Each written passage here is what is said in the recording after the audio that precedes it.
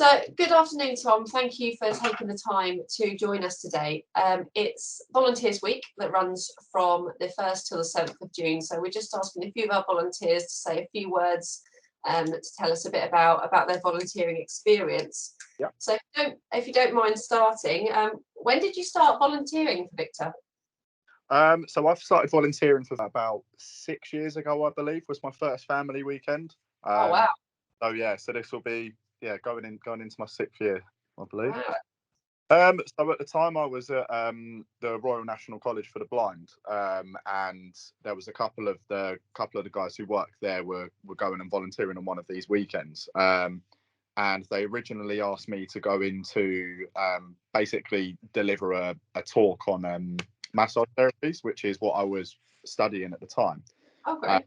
So originally I was just going along for the Saturday. So we went up on the Friday night, was just meant to be there for the Saturday, but I ended up kind of being there for the Saturday morning doing the talk and then getting to go out on a couple of activities on the on the Saturday afternoon. And then from that, I just kind of thought, well, I quite enjoyed it. So I wanted to kind of stay, and then ended up joining a group and staying for the whole weekend. And then, yeah, just from there, I ended up really enjoying it and haven't looked back since, really. Kind of, does your hobbies and interests, does that impact what kind of activities that you apply to volunteer for? So is it the more sportier ones you go for, or is it kind of a mixture? Yeah, I mean, I tend to go for the more kind of active activities. I'm not really the sort of person that likes to, kind of sit around a lot and not really be doing much. I like to be on my feet, and I like to be, I suppose, especially volunteering with visually impaired children, a lot of them can be quite sort of scared to do some things. And obviously, given my own experience I'm visually impaired myself, so given my own experience, it's quite, then I can use my own experiences to kind of, I suppose, give them like a gentle push to try and do these things regardless of sight and things like that. So and then, with obviously being in the fitness industry, I know how to motivate people and, to get them to do the certain things. So it kind of goes hand in hand, and yeah, it definitely helps out when I'm volunteering. Yeah, fantastic. And you mentioned there that you're visually impaired yourself. Would you mind Yeah. explaining to me a little bit about your vision and how that affects you? So I have an eye condition called blue cone monochromatism, which is essentially a rare kind of cone dystrophy.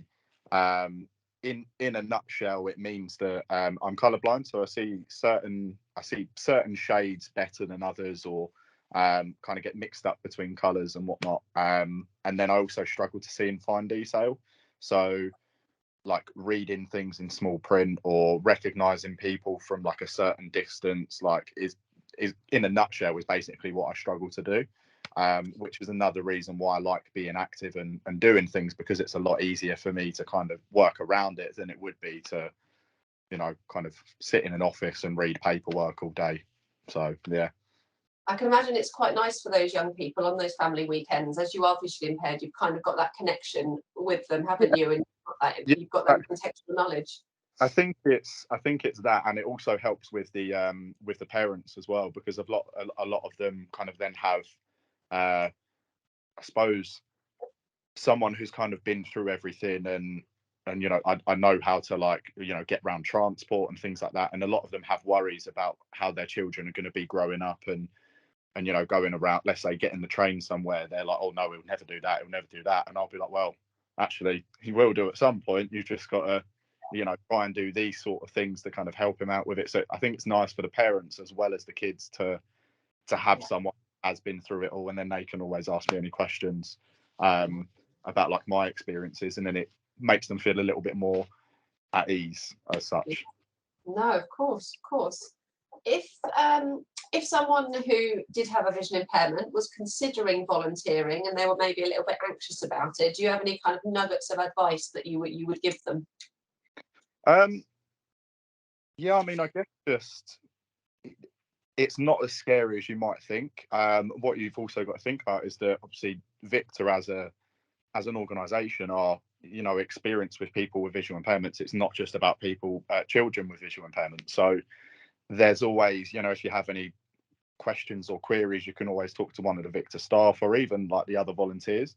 And I know for a fact that if I was going to be in a group and I thought I was going to struggle with something, I know that I could talk to one of the staff and say, oh, I think I might struggle with this or this, and then they would make the adaptations that I might need to make it as comfortable as possible. So I think it's just a matter of not trying not to think about it too much and try and think about what you're going there and like I said about the things, how it's going to help the kids and the parents, and think more about that rather than how it's going to affect you as such. Yeah, no, that's great. That's really positive. And finally, last question: why should people volunteer? What is it to you? What's the point of it?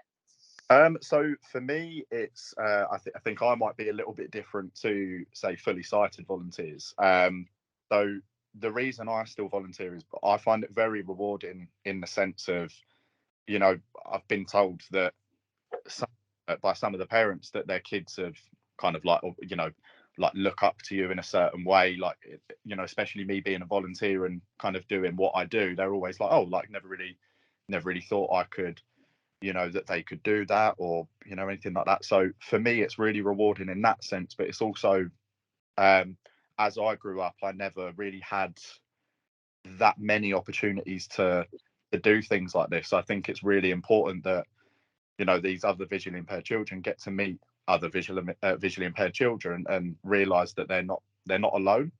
So obviously the more I volunteer, the more likely it is that these kind of events will keep going, and that's why we need obviously as many volunteers as possible, and then hopefully there can be more and more of these events and make it something for the children, and hopefully they grow up and enjoy it themselves and then eventually volunteer at some point as well.